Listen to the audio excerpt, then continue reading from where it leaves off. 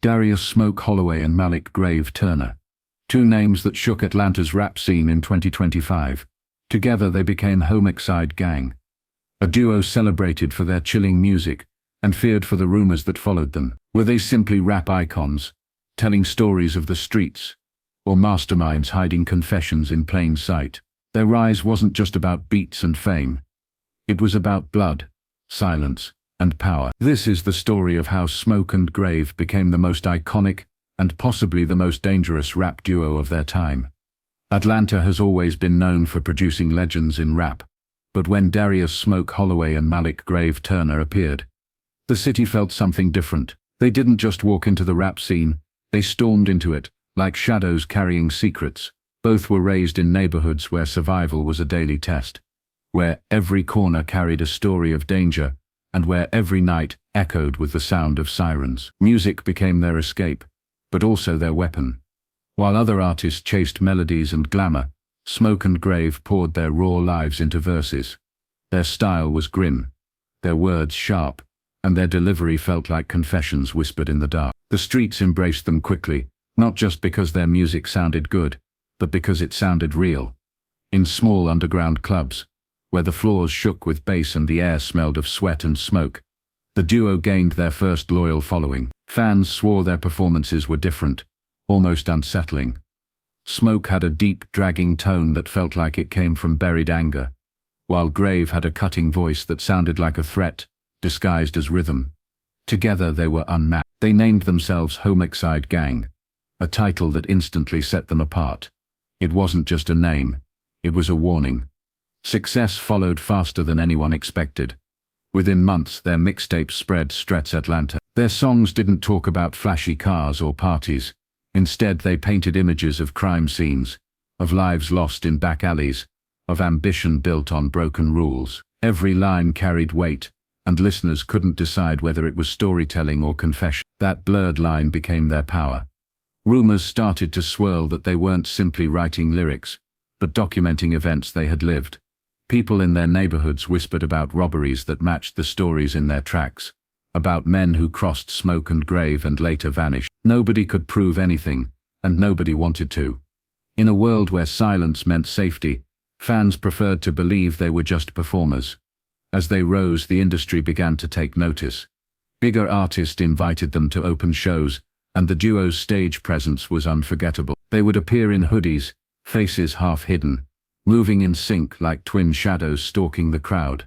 Smoke barely moved, delivering his verses with a calm menace, while Grave prowled the stage like a predator, every line laced with fire. The audience felt both fear and excitement, trapped between entertainment and intimidation.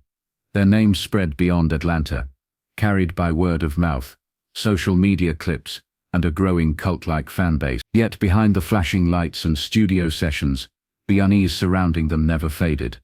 Investigators quietly began connecting dots, noticing how their songs referenced specific crimes in uncanny detail.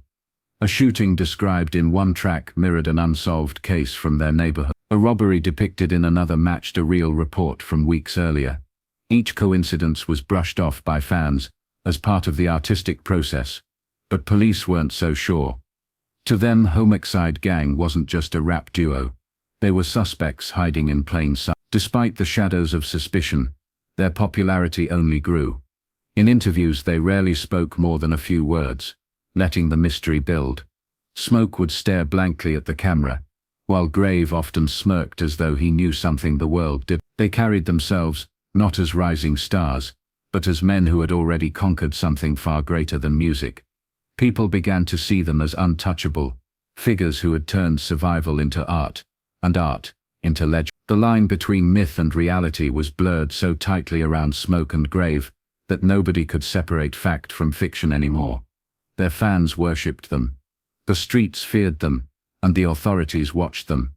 The city had produced many rap icons, but none like Homixide Gang. They weren't just musicians.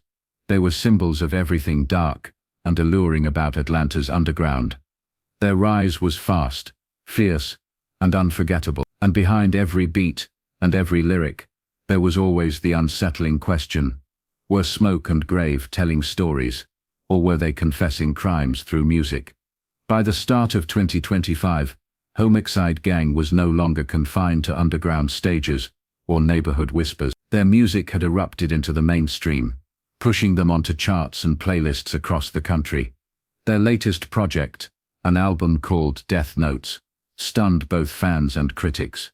The beats were haunting, the lyrics brutal, and the energy unshakable. It felt less like a record, and more like a diary from men who had seen too much and lived to tell it. Each track carried a different kind of darkness, violence, betrayal, loyalty, and death, all described in ways that felt uncomfortably close to reality. What fans celebrated as artistry, law enforcement began to view as coded storytelling that mirrored the streets too closely to ignore. The timing of their success clashed with the growing attention from investigators. Atlanta police had already begun quietly tracking the duo, but everything changed when the body of a well-known producer, Elliot Vance, was discovered in his recording studio. Elliot had been an early collaborator with Homixide Gang, credited for shaping their first Raw mixtape. By all appearances, their relationship had soured over time, but no one expected it to end in blood. The crime scene shocked investigators. Elliot was left slumped over his mixing console, his studio trashed, and the scene arranged in a way that felt staged. What made it more disturbing was how closely the details mirrored lyrics from one of the duo's recent songs. In a track released just weeks before, smoke rapped about blood on the soundboard, and a ghost left in the booth. Fans originally thought it was just a chilling metaphor, but detectives saw it differently. News of Elliot's death spread quickly. Social media lit up with speculation, especially as parallels between his murder and Death Note's lyrics went viral. Fans split into two camps, those who believed it was just eerie coincidence, and those convinced Homixide Gang had confessed through music. The controversy only added to their mystique, making the album even more popular. Streams skyrocketed, their shows sold out faster, and their name dominated every headline. Ironically, while suspicion grew, so did their fame. Investigators dug deeper and discovered Elliot had been in conflict with Smoke and Grave over money. Rumors suggested he had threatened to expose details about their past, claiming he knew the truth about where their funding for early recordings came from. Associates hinted that Elliot had been growing reckless, talking too openly about things the duo wanted buried. Whether or not the duo had a direct hand in his death, the motive was there, and the eerie overlap between lyrics and reality painted a troubling picture. The authorities faced a difficult challenge. Homixide Gang was not just any street act anymore. They were rising stars with powerful management and legions of loyal fans, who would dismiss any accusation as an attack on their hero. Arresting them without solid proof risked public backlash, yet ignoring the evidence meant letting potential killers continue their climb to superstardom. Detectives scoured Elliot's phone, emails and financial records, searching for any connection to the duo. There were late-night texts, heated exchanges, and cancelled studio sessions that hinted at growing hostility, but nothing that directly tied Smoke or Grave to the crime scene. While police built their case, the duo seemed unfazed.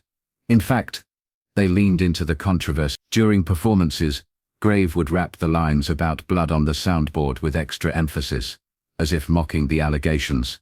Smoke, always the quieter of the two, stood beside him with his chilling, detached presence, reinforcing the image of men who feared nothing. Their silence outside the music only fueled speculation, giving the impression that they thrived on the mystery. For investigators, Elliot's death marked a turning point. What had once been dismissed as coincidence now looked like a disturbing pattern. Their songs weren't just art, they were blueprints. Every track seemed to be a puzzle piece that might connect to real crimes. Detectives began cross-referencing their entire discography with unsolved cases around Atlanta, convinced the answers were hidden in the verse. But the more they searched, the deeper the questions became. Were Smoke and Grave reckless enough to confess their crimes in plain sight? Or were they clever enough to craft fiction so close to reality it was impossible to separate the two? The story of Homixide Gang was no longer just about music or culture.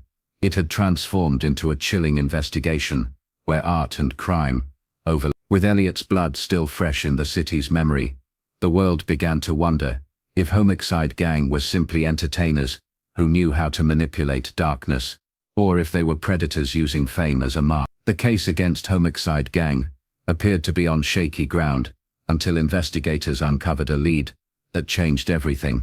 For weeks, detectives pored over old contacts, associates, and names tied to Smoke and Grave. Many of these people had either disappeared, refused to talk, or insisted they knew nothing. Then a forgotten connection surfaced. Jamal Pierce, a childhood friend, who had grown up on the same block as the duo. Jamal was not just another name in their circle. He had been with them in the early days, present at recording sessions, and rumored to have run with them during robberies before the music took off. His sudden disappearance months before Elliot Vance's murder had already raised suspicions. But now surveillance footage from the night of Elliot's death placed him leaving the studio only minutes after the crime occurred. Tracking Jamal became a top priority. Detectives traced him across state lines, piecing together motel receipts and bank withdrawals, until they found him hiding in a rundown lodge, far from Atlanta.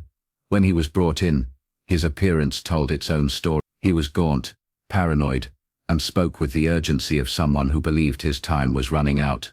What he revealed painted a chilling portrait of Smoke and Grave, not as performers, but as orchestrators of something much larger than music. According to Jamal, the duo had built their career not only on talent, but on a carefully constructed empire of fear and intimidation. Their lyrics, he claimed, were not fiction, but a catalogue of crimes that stretched back years. Robberies, assaults, and even bodies that had vanished from the neighborhood. Jamal tied it all back to them. The most shocking detail was Elliot Vance's role. Jamal insisted that Elliot had once been more than a producer.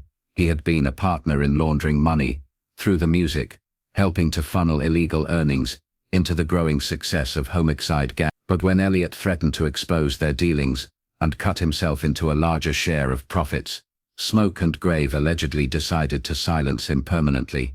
The murder was not impulsive, Jamal claimed, but a calculated move to protect everything they had built. Authorities finally felt they had a witness who could connect the dots. Plans were made to place Jamal before a grand jury, and for the first time it seemed possible that Homixide Gang might face charges strong enough to shatter their untouchable image. But that possibility ended as quickly as it began. Days before his scheduled testimony, Jamal was found dead in another city. The official report called it a robbery gone wrong.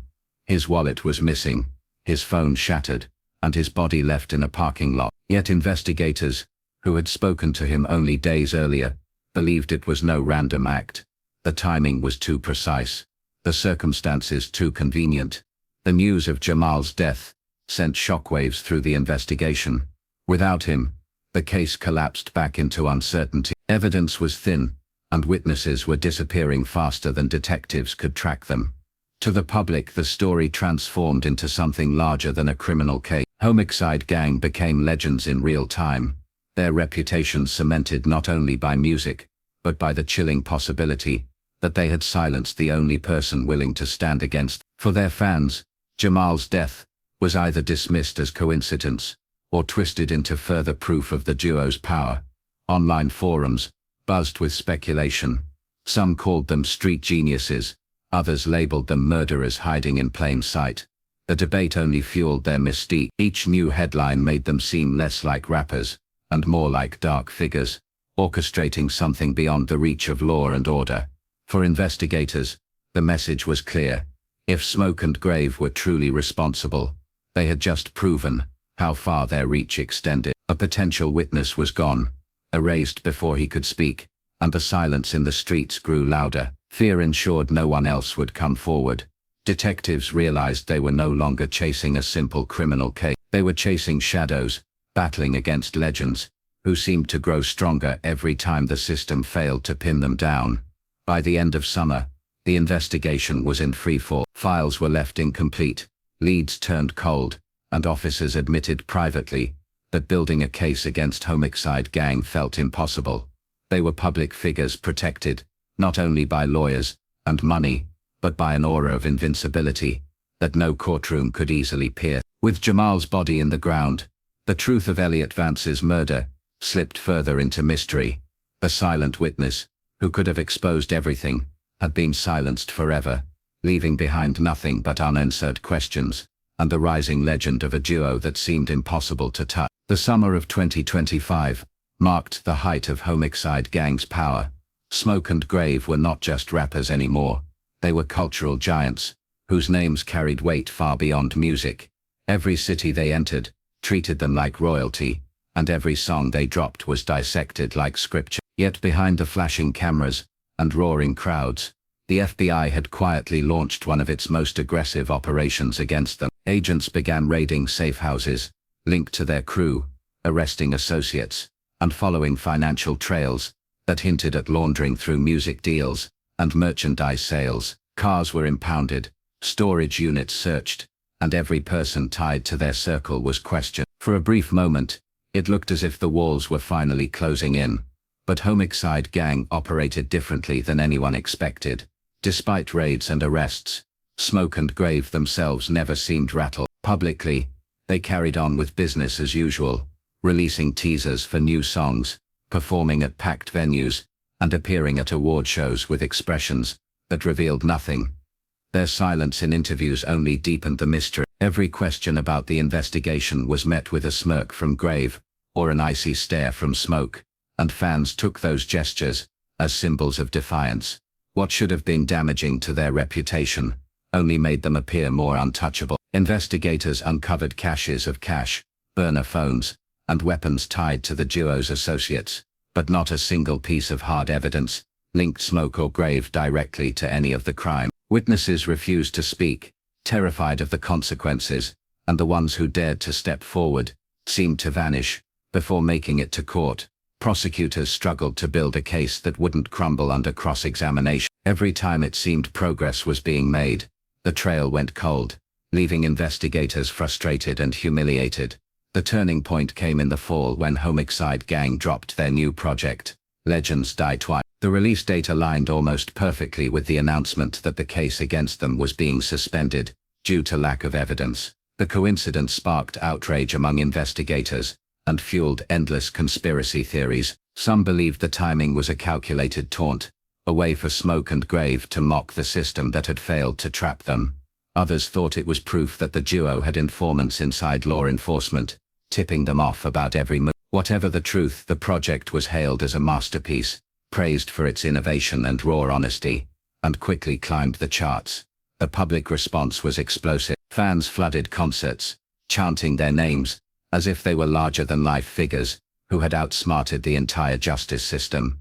To the streets, they were proof that power and survival could be turned into art, that even under the brightest spotlight, the darkest secrets could remain hidden. To critics, they became a symbol of everything wrong with fame, and the way crime could be glamorized into myth. But no matter the opinion, one thing was undeniable: Homixide Gang had secured their place in history. Law enforcement, meanwhile, faced a bitter reality. Without witnesses, without confessions, and without undeniable proof, there was nothing left to pursue. There was nothing left to pursue. The FBI operation was quietly wound down, and detectives who had once vowed to bring them to justice admitted privately that the duo had beaten the system. The legend of Smoke and Grave grew even stronger, not because they were proven innocent, but because they had never been proven guilty. By the end of 2025, the narrative was set. Homixide Gang was more than music, more than rumor, more than suspicion. They were shadows that had turned into icons, a rap duo that blurred the line between art and crime, so completely that no one could tell where one ended and the other began. To some, they were geniuses who transformed trauma into sound. To others, they were predators who used fame as a shield. Either way, their legacy was undeniable. They had survived investigations, silenced witnesses, and turned suspicion into fuel for their rise. And as the year closed, one question remained. Whispered in newsrooms, police stations, and fan forums alike, were Smoke and Grave simply storytellers who thrived on controversy? Or were they the most dangerous duo hiding in plain sight? The truth was buried somewhere between the beats and the blood, and perhaps it would never be uncovered.